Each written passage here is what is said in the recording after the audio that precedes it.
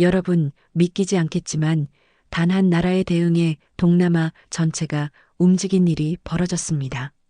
국제기구마저 국가 기능이 멈췄다고 선언했죠. 불빛이 꺼지고 도시가 정지하고 범죄 조직이 스스로 도망치던 그날, 세상은 처음으로 한국이라는 이름 앞에서 두려움을 느꼈습니다. 누구도 상상하지 못했습니다. 평화와 기술, 그리고 정의의 이름으로 세계를 움직인 나라. 그 나라가 바로 우리가 사는 대한민국이었습니다. 이 이야기는 단순히 한 사건의 보고서가 아닙니다. 한 나라가 국민을 지키기 위해 어디까지 갈 수 있는가, 그리고 그 정의가 세계를 어떻게 바꿔놓았는가를 보여주는 기록입니다.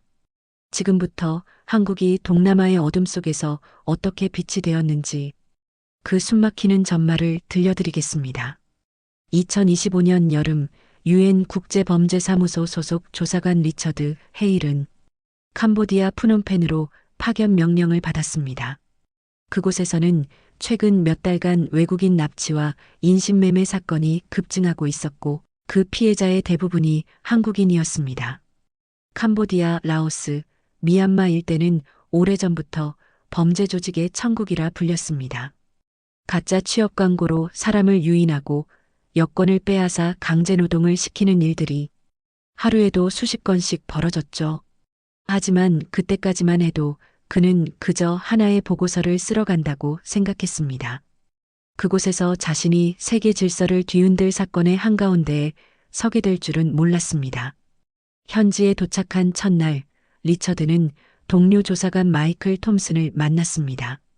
평소 유쾌하던 그가 심각한 얼굴로 파일을 내밀었습니다. 리처드, 상황이 우리가 생각했던 것보다 훨씬 심각해. 캄보디아 경찰이 사건을 의도적으로 감추고 있어. 그가 건넨 서류에는 실종된 한국인 명단이 빽빽하게 적혀 있었습니다.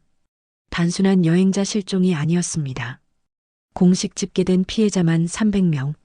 대부분이 20대에서 40대 평범한 직장인들과 대학생들이었죠. 그들은 단기 고수익 아르바이트라는 이름으로 국경을 넘었다가 디지털 감옥에 갇혀버린 것이었습니다. 문제는 그 다음이었습니다.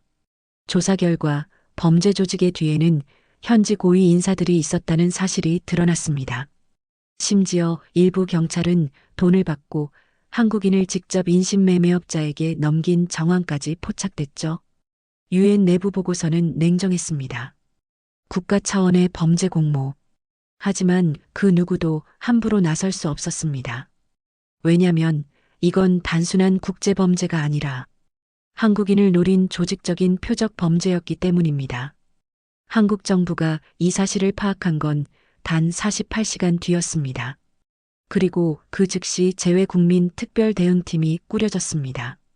현지 언론은 처음엔 비웃었습니다. 한국이 캄보디아까지 와서 뭘 할 수 있겠냐고 말이죠.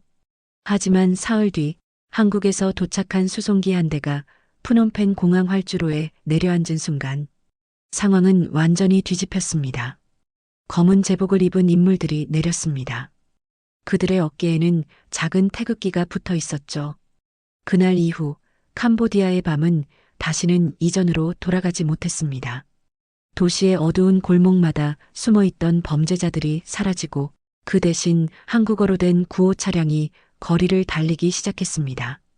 사람들은 그걸 빛의 행렬이라고 불렀습니다.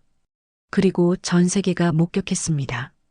한 나라가 자국민을 위해 단 한 명의 생명을 지키기 위해 국경을 넘어선 정의의 힘을 보여주는 장면을 말이죠. 새벽 3시 푸놈펜 외곽. 도시의 불빛이 하나둘 꺼지던 그 시각 한국 대응팀은 조용히 작전을 개시했습니다. 현지 경찰은 끝까지 협조를 거부했습니다. 그들은 한국이 우리 일을 망치고 있다며 회의를 거부했죠. 하지만 한국팀은 단 한마디만 남겼습니다. 우린 협조가 아니라 구조하러 왔습니다. 그날 밤 어둠 속에서 은색 밴 2대가 움직였습니다. 그 안에는 사이버 수사 요원, 통역관, 그리고 특수구조대원들이 타고 있었습니다. 모두 평범한 민간인 복장을 하고 있었지만 그들의 눈빛에는 단 한 가지 목적만이 담겨 있었습니다. 우리 국민을 반드시 데려온다. 첫 번째 구조 장소는 푸놈펜 외곽의 폐창고였습니다. 겉으로 보기엔 일반 공장이었지만 내부엔 감시 카메라와 쇠창살이 가득했습니다. 그곳에서 20명이 넘는 사람들이 하루 18시간씩 온라인 범죄에 강제로 동원되고 있었죠. 여긴 감옥이 아니었습니다. 지옥이었습니다. 리처드 조사관은 나중에 유엔 보고서에 그렇게 적었습니다. 감시요원들은 전기 충격기를 들고 있었고 조금이라도 손이 멈추면 가차없이 폭행했습니다. 그 순간 창문이 깨지는 소리가 들렸습니다. 그리고 이어진 짧은 외침. 대한민국 구조팀이다. 움직이지 마. 문이 부서지고 구조대가 안으로 돌입했습니다. 범죄자들이 놀라 도망쳤지만 이미 사방은 포위되어 있었습니다. 그들은 한 명도 빠져나가지 못했습니다. 울부짖던 피해자들은 한참 동안 말을 잇지 못했습니다. 그들이 처음으로 입을 열었을 때 나온 말은 이거였습니다. 정말 한국에서 오신 거예요? 그날 새벽 단 한 번의 작전으로 한국 대응팀은 총 47명의 납치 피해자를 구출했습니다. 그 중에는 12명의 한국인도 포함되어 있었고 그들은 72시간 만에 무사히 귀국했습니다. 그 장면은 현지 언론을 통해 전 세계로 생중계되었죠. 그리고 그날 오후 유엔 국제범죄기구는 긴급 기자회견을 열었습니다. 한국 정부의 구조작전은 국제인권 역사상 새로운 기준을 세웠다. 그 발표가 끝나자 회의장은 박수로 가득 찼습니다. 라오스, 태국, 필리핀은 즉시 공동수사 협약을 요청했습니다. 그들은 한국의 기술력과 조직력을 직접 눈으로 본 뒤 이건 단순한 국가의 개입이 아니라 정의의 실현이었다고 말했죠. 하지만 이 성공은 새로운 분노도 불러왔습니다. 캄보디아 내부의 범죄 세력들은 한국을 질서를 깨뜨린 외세로 몰아갔습니다. 현지 방송에는 조작된 영상과 허위 보도가 쏟아졌죠. 한국 구조팀이 사람을 납치했다. 현지 치안을 무너뜨렸다. 거짓 뉴스가 퍼지기 시작했습니다. 하지만 한국은 흔들리지 않았습니다. 진실은 눈으로 보여주면 된다. 그 한마디와 함께 한국팀은 구조 현장을 투명하게 공개하기 시작했습니다. 현장 영상, 피해자 인터뷰, 그리고 증거 파일들. 그 모든 데이터가 실시간으로 유엔 서버에 전송되었습니다. 결국 국제사회는 캄보디아 정부를 압박하기 시작했습니다. 이건 내정이 아니라 인권의 문제다. 그 말 한마디에 캄보디아의 고위 인사들이 줄줄이 자리에서 물러났고 범죄 조직의 자금줄이 끊기기 시작했습니다. 이제 남은 건 마지막 한 가지, 그 범죄 조직의 본거지였죠. 그곳에는 인신매매의 핵심 책임자, 그리고 한국인을 직접 표적으로 삼았던 배우 인물이 있었습니다. 한국 대응팀은 그를 유령이라 불렀습니다. 한 번도 얼굴이 공개된 적 없는 그림자 같은 존재. 하지만 그 추적이 시작된 순간 캄보디아의 밤이 다시 흔들리기 시작했습니다. 그날 밤 리처드 조사관은 유엔 현지 사무소의 작은 모니터 앞에 앉아 있었습니다. 화면 속엔 한국 구조팀이 확보한 새로운 증거 영상이 재생되고 있었죠. 어둠 속에서 희미하게 비친 한 남자의 실루엣. 그가 바로 국제범죄조직 블랙 트라이앵글의 총책이었습니다. 본명은 없었습니다. 사람들은 그를 그냥 유령이라 불렀죠. 그의 조직은 캄보디아, 라오스, 미얀마 전역에 퍼져 있었고 불법 카지노, 사이버 사기, 장기 밀매까지 손대지 않은 범죄가 없었습니다. 특히 한국인을 집중적으로 노렸던 이유는 따로 있었습니다. 한국인이 돈을 잘 믿는다는 소문 때문이었죠. 한국인은 신뢰가 높고 가족 중심적이라 협박이 통한다. 그게 그들이 세운 잔인한 논리였습니다. 한국인의 가족 사랑이 오히려 그들의 범죄 수단이 되어버린 겁니다. 하지만 그 계산은 완전히 틀렸습니다. 한국은 한 명의 국민이라도 건드리면 그 즉시 국가 전체가 움직이는 나라였으니까요. 유령의 위치는 쉽게 잡히지 않았습니다. 그는 세계국 국경지대를 넘나들며 은신했고 위성전화와 가짜 여권으로 신분을 수십 번 바꿨습니다. 심지어 자신이 감시당하고 있다는 걸 알고 있었죠. 그러나 그는 몰랐습니다. 한국이 얼마나 끈질긴 나라라는 걸요.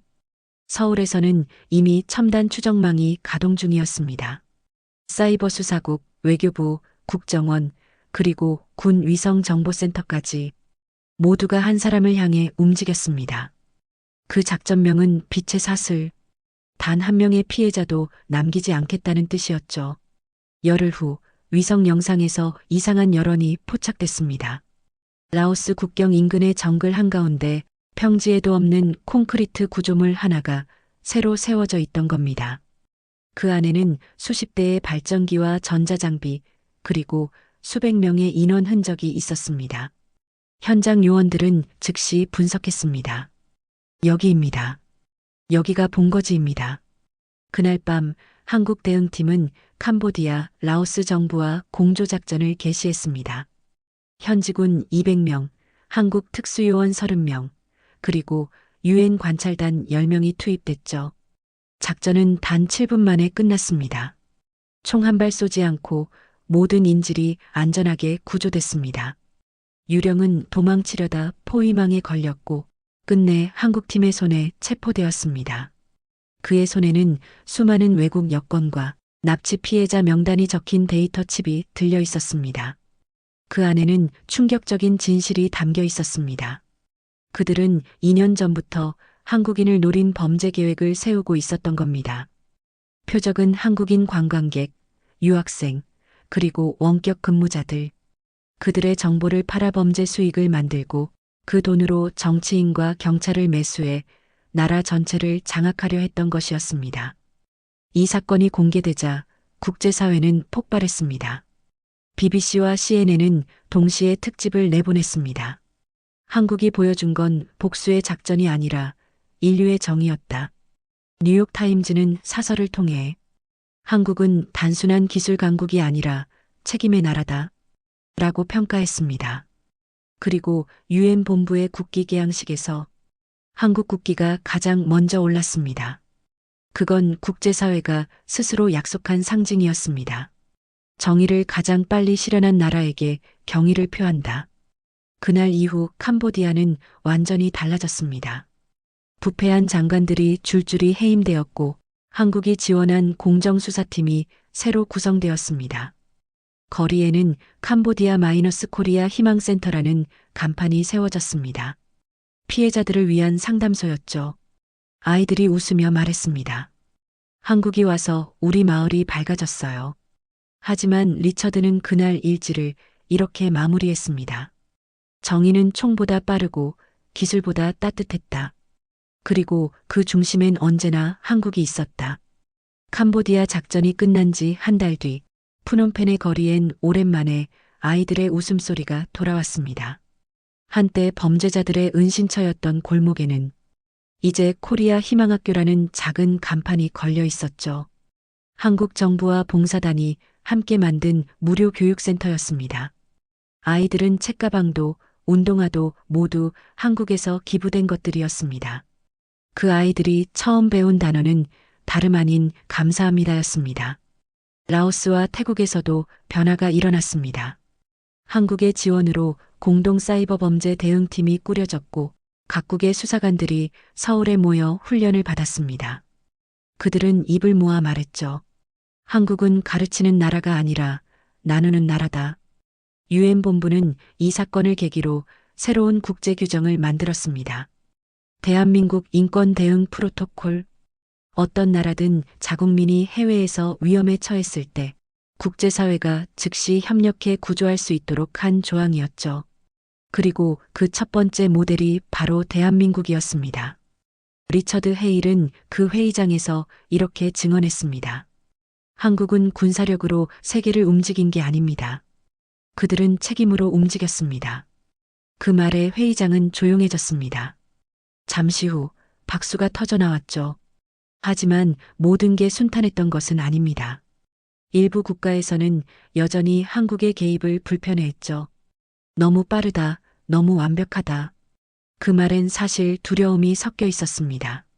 한국이 보여준 건 힘의 외교가 아니라 정의의 속도였기 때문입니다. 누군가의 눈엔 그것이 위협처럼 보였던 거죠. 그러나 한국은 조용히 대답했습니다. 우린 누굴 이기려는 게 아닙니다. 그저 누군가를 지키려는 겁니다. 그 후 동남아의 작은 나라들은 서로 협력하기 시작했습니다. 한국처럼 하자. 그 한 문장이 그 지역의 새로운 표어가 되었습니다. 학교에서는 학생들이 한국어로 정의, 책임, 희망을 따라 썼고 현지 방송에서는 한국의 구조 활동을 다룬 다큐멘터리가 연일 방영되었습니다. 캄보디아의 한 라디오 진행자는 이렇게 말했습니다. 우리는 오랫동안 강한 나라를 존경해 왔습니다. 하지만 이제는 따뜻한 나라를 존경하게 되었습니다. 한국은 우리의 교과서입니다. 리처드 조사관은 귀국 보고서를 끝맺으며 이렇게 썼습니다. 한국이 남긴 것은 돈도 명예도 아니다. 그들이 세상에 남긴 건 빛의 언어였다. 그 빛은 정의를 말하지 않는다. 그냥 스며든다. 그리고 1년 후 그가 다시 캄보디아를 찾았을 때 놀라운 장면을 보게 됩니다. 한 시장의 벽에 그려진 커다란 벽화. 그 그림 속에는 태극기를 들고 웃는 아이들과 그 뒤에 적힌 짧은 문장이 있었습니다. 한국이 와서 우리가 다시 사람답게 살게 되었습니다. 리처드는 그 앞에서 오랫동안 말을 잇지 못했습니다. 그날의 노을이 붉게 번지던 하늘 아래 그는 조용히 속삭였습니다. 정의는 결국 사람의 얼굴을 하고 있다. 동남아 전역의 분위기는 점점 달라졌습니다. 예전엔 돈과 권력이 모든 걸 결정했지만 이제 사람들은 한국처럼 되자는 말을 입에 올렸습니다.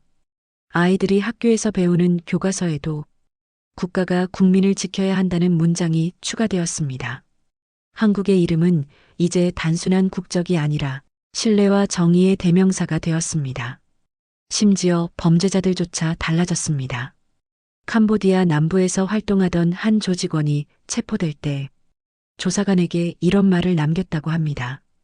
이제는 한국이 무섭습니다. 그들이 오면 끝이니까요. 그 한마디는 세계가 얼마나 달라졌는지를 보여주는 상징이었습니다. 서울 외교부 건물의 한 회의실. 한국 담당관들이 모여 각국의 협조 요청서를 검토하고 있었습니다. 서류마다 찍힌 도장이 눈에 띄었습니다. 태국, 필리핀, 라오스, 베트남, 말레이시아. 모두가 한국의 도움을 요청하고 있었습니다. 한 담당관이 조용히 미소 지었습니다. 이제 세상은 정의를 수입하고 있습니다. 그 말에 회의실 안의 사람들은 고개를 끄덕였습니다. 한국이 이룬 건 단순한 승리가 아니었습니다. 그건 인류가 다시 옳은 방향을 기억하게 만든 회복이었습니다. 캄보디아의 어둠은 사라졌지만 그 사건은 아직도 동남아의 마음속에 남아 있습니다. 한국의 이름을 떠올리면 사람들은 이렇게 말합니다. 그들은 우리를 구했다.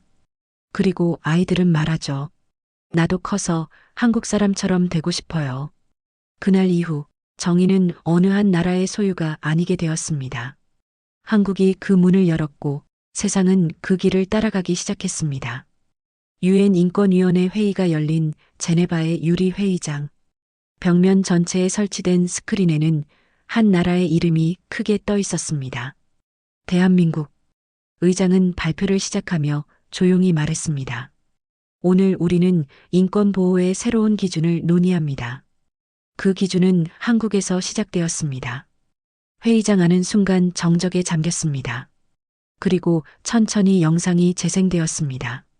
영상에는 한국의 구조팀이 캄보디아에서 작전을 수행하던 장면이 담겨 있었습니다.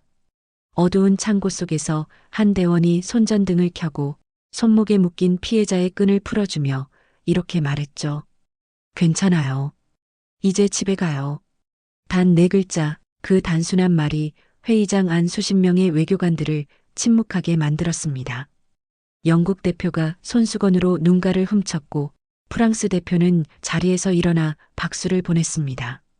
이후 10초 동안 회의장은 조용했지만 그 침묵은 오히려 가장 큰 존경의 표시였습니다. 그날 이후 유엔은 한국의 인권 보호 시스템을 국제 인도주의 모델 1호로 공식 채택했습니다. 그 이름은 K-휴먼 프로토콜. 이 프로토콜은 한국의 IT 기술, 응급대응 체계, 그리고 국가 간 협력 방식을 통합한 새로운 인류 보호 매뉴얼이었습니다. 핵심은 단 하나였습니다. 국가의 경계를 넘어서 인간을 구하라. 한국은 시스템을 공유했습니다. AI 기반 위성 추적망, 사이버 범죄 감시 시스템, 그리고 위기 지역의 인명 구조를 위한 스마트 통신 장비까지 모든 기술이 이윤이 아닌 공유를 위해 열렸습니다. 서울 외교부의 한 관계자는 이렇게 말했습니다. 이건 기술이 아니라 책임입니다. 우리는 이걸로 세계를 감시하는 게 아니라 사람을 지키는 겁니다. 미국 워싱턴에서는 K-휴먼 프로토콜을 연구하는 특별 세미나가 열렸습니다. 전 세계 외교관, 경찰, NGO 대표들이 한자리에 모였죠. 그 자리에서 발표된 데이터는 충격적이었습니다. 한국 시스템이 도입된 지역의 인권 침해율이 단 6개월 만에 47% 감소했습니다. 아프리카 수단, 남미 페루, 중동 요르단까지 한국의 기술이 생명을 살리고 있었던 겁니다. 뉴욕타임즈는 그 소식을 이렇게 표현했습니다. 한국은 총 대신 알고리즘으로 인권을 지켜냈다. 그뿐만이 아니었습니다. 한국의 대학과 연구소에서도 세계 각국의 젊은 인재들이 몰려들기 시작했습니다. 그들은 단순히 공부를 하러 온 것이 아니라 사람을 구하는 과학을 배우기 위해 왔습니다. 서울대학교 국제정책대학원에서는 한국의 캄보디아 작전을 주제로 한 세미나가 열렸습니다. 학생들은 숨죽여 발표를 들었습니다. 한 학생이 손을 들었습니다. 교수님, 한국은 왜 그렇게까지 한 건가요? 그건 외교적으로 큰 위험이었잖아요. 교수는 잠시 미소를 짓더니 이렇게 답했습니다. 그건 계산이 아니라 마음이었어요. 한국은 늘 그렇게 살아왔습니다. 이 말은 전 세계 SNS에서 화제가 되었습니다. 계산이 아니라 마음.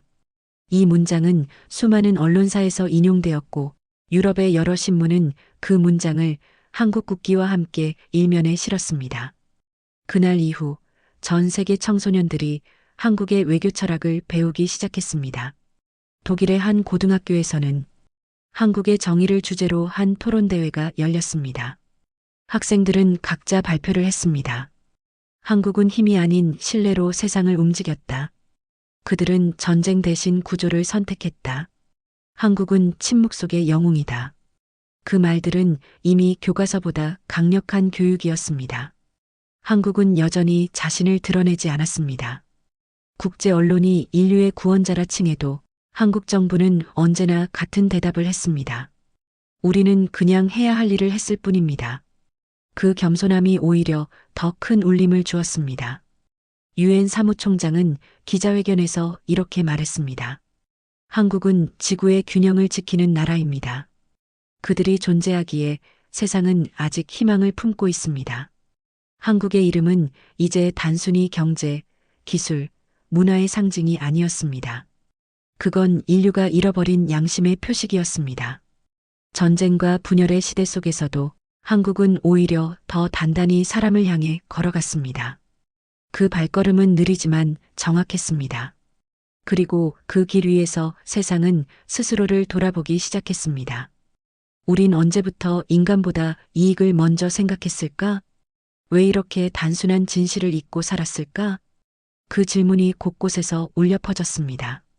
그리고 그 질문의 답은 늘 같았습니다. 한국을 보면 알 수 있다. 캄보디아의 한 소녀는 구조작전 때 한국인 대원에게 구출된 뒤 휠체어에 앉은 채로 이렇게 말했습니다. 저를 살려준 건 한국 사람이었어요. 그래서 저는 커서 한국에 가서 공부하고 싶어요. 그리고 저도 누군가를 구할 거예요. 그 말을 들은 한국 대원은 조용히 고개를 끄덕였습니다. 그 아이의 눈빛 속에는 희망이 있었습니다. 그 희망이 바로 한국이 세상에 남긴 가장 강력한 유산이었습니다. 전 세계가 놀랐습니다. 유엔이 주도한 것이 아니라 한국이 제안한 최초의 인류정예 연맹이 출범한 것입니다. 이날 74개국의 정상과 외교대표가 한자리에 모였습니다. 그들 중에는 전쟁으로 상처받은 나라의 대통령도 있었고 오랜 세월 분쟁을 이어온 중동의 왕족도 있었습니다. 회의장 중앙 한국 대표가 단상에 올랐습니다. 그는 짧게 숨을 고르고 나서 이렇게 말했습니다. 우리는 이제 국경이 아닌 생명을 지켜야 합니다.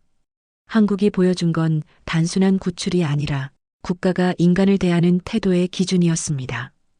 이제 그 기준을 세계가 함께 실천해야 합니다. 그 순간 회의장은 일어서서 박수로 가득 찼습니다. 그건 외교적 박수가 아니었습니다. 한 나라의 결단에 대한 경의였고 모두가 느끼는 도덕적 울림이었습니다. 그렇게 K-정의 동맹은 탄생했습니다. 이 동맹은 군사나 경제연합이 아니었습니다. 그건 인류의 안전과 존엄을 지키기 위한 협력체였습니다. 한국은 여기에 단 하나의 규칙만을 두었습니다. 국민 한 사람의 생명은 국가 간 거래의 대상이 될 수 없다. 이 문장은 협정문 제1조에 그대로 새겨졌습니다. 그 아래에는 각국 정상들이 직접 서명했습니다. 우리는 인간을 먼저 구할 것을 맹세한다. 이 선언은 곧 역사적인 순간이 되었습니다. 그날 이후 국제 질서는 완전히 달라졌습니다. 전쟁이 일어나면 가장 먼저 움직이는 건 군대가 아니라 구조팀이 되었습니다. 자연재해가 발생하면 한국형 대응 체계가 자동으로 발동됐고 AI 기반 시스템이 각국 인명 피해를 실시간으로 분석했습니다. 이제 뉴스에서 한국이 도왔다는 문장은 너무나 익숙한 말이 되었죠. 한국은 늘 가장 먼저 도착했고 가장 늦게 떠났습니다. 그 결과 세계 각국의 국민들이 한국에 보내는 감정은 단순한 존경을 넘어섰습니다. 그건 믿음이었습니다. 한국이 오면 우리는 살 수 있다. 이 말은 아프리카, 남미, 동유럽 곳곳에서 들려오는 공통된 말이었습니다. 한편 세계 언론들은 한국의 변화에 깊은 의미를 부여했습니다. 뉴욕타임즈는 이렇게 썼습니다. 한국은 국제사회의 윤리적 리더가 되었다. 가디언은 이제 세계는 한국의 눈치를 보는 것이 아니라 한국의 마음을 배운다. 라고 평했습니다. 그 말처럼 한국의 외교는 더 이상 힘으로 움직이지 않았습니다. 그건 신뢰와 책임, 그리고 사람이 중심이 된 새로운 형태의 외교였습니다. K-정의 동맹의 본부는 서울에 세워졌습니다. 용산 한복판, 유리돔 형태의 건물 안에는 세계 각국의 국기와 함께 태극기가 중앙에 걸려 있었습니다. 건물 한쪽 벽면에는 이런 문구가 새겨져 있었죠. 인류의 정의는 한국에서 시작됐다. 그리고 그 옆엔 캄보디아 사건 당시 구조된 사람들의 이름이 새겨진 비석이 있었습니다. 한국은 그 이름들을 결코 지우지 않았습니다. 그건 영웅의 명단이 아니라 세상을 바꾼 증거였기 때문이죠. 동맹이 출범한 지 1년 후 전 세계는 놀라운 변화를 맞이했습니다. 국제 납치 사건이 60% 이상 줄었고 전쟁 중 인권 유린 사건이 급격히 감소했습니다. 한국이 개발한 인공지능 인권 감시 시스템은 단 한 번의 오류도 없이 위기 지역을 감지해 즉시 구조 명령을 내릴 수 있었습니다. 이 모든 것이 가능했던 이유는 한국이 기술을 무기 대신 도덕의 도구로 사용했기 때문이었습니다. 서울 광화문 광장에서는 매년 세계 정의의 날 행사가 열렸습니다. 각국의 어린이들이 손에 태극기와 자국의 깃발을 함께 들고 노래를 불렀습니다. 같이 가요, 한국처럼. 그 단순한 가사는 어느새 전 세계 학교 음악 시간의 공식 합창곡이 되었습니다. 한국의 대통령은 연설에서 이렇게 말했습니다. 우리가 세운 건 동맹이 아니라 신뢰입니다. 우리가 만든 건 체계가 아니라 약속입니다. 그리고 그 약속은 국경을 넘어 모든 사람의 생명을 지키는 기준이 될 것입니다. 그 말에 사람들은 조용히 고개를 숙였습니다. 그건 존경이 아니라 감사였습니다. K정의 동맹은 이제 단순한 외교 협력체가 아니었습니다. 그건 인간이 인간답게 살아가기 위한 최소한의 약속이었고 한국이 그 약속의 중심에 서 있었습니다. 세계가 길을 잃을 때마다 한국은 언제나 한마디로 방향을 제시했습니다. 사람이 먼저입니다. 그 한마디가 세상을 바꿨습니다. 몇 달이 지나고 세계는 여전히 한국을 이야기하고 있었습니다. 뉴스에서도 다큐멘터리에서도 심지어 교과서의 한 구절에서도 한국의 이름이 등장했습니다. 유엔 본부의 중앙홀에는 새로운 문구가 새겨졌습니다. 국가의 진짜 힘은 사람을 버티게 하는 마음에서 나온다. 그 문구 아래엔 작은 글씨로 한 나라의 이름이 적혀 있었죠. 대한민국. 리처드는 그 문장을 보고 한동안 걸음을 멈췄다고 합니다. 그는 그동안 수많은 나라를 다녀봤지만 이토록 조용하게 강한 나라를 본 적이 없었습니다. 전쟁으로 세워진 나라도 자원으로 부자가 된 나라도 많았지만 사람의 마음으로 존경을 얻은 나라는 오직 한국뿐이었습니다. 한국이 보여준 건 기술의 혁명도 외교의 승리도 아니었습니다. 그건 인간의 존엄을 잊지 않은 나라의 품격이었습니다. 한 사람의 생명을 위해 국가가 움직였고 그 한 명의 생명이 다시 세상을 움직였죠. 그 단순한 선순환이 이 세상에서 가장 강력한 힘이라는 걸 한국은 몸소 증명해 보였습니다. 세계 곳곳의 교회와 학교, 대학 강의실에서는 한국의 행동을 두고 토론이 이어졌습니다. 왜 한국만이 그럴 수 있었을까? 그 답은 누구에게나 같았습니다. 그들은 남을 도울 때 이익을 계산하지 않았다.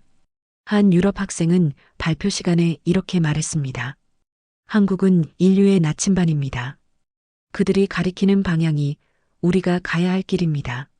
그 말이 끝나자 강의실은 조용해졌고 누군가는 눈시울을 붉혔습니다. 그 사이 한국에서는 평소처럼 하루가 흘러가고 있었습니다. 회사로 출근하는 직장인, 학교에 가는 학생, 아침에 문을 열고 이웃에게 인사하는 사람들. 그 평범한 하루들이 결국 세계를 바꾸는 힘이 되었던 것이죠. 리처드는 한국을 떠나며 마지막으로 이렇게 남겼습니다. 한국은 정의를 외치지 않는다. 그들은 그냥 옳은 일을 한다. 그 한 문장이 세계를 울렸습니다. 그리고 그날 이후 인류는 강한 나라 대신 따뜻한 나라를 꿈꾸기 시작했습니다. 그 시작에는 언제나 한국이 있었습니다.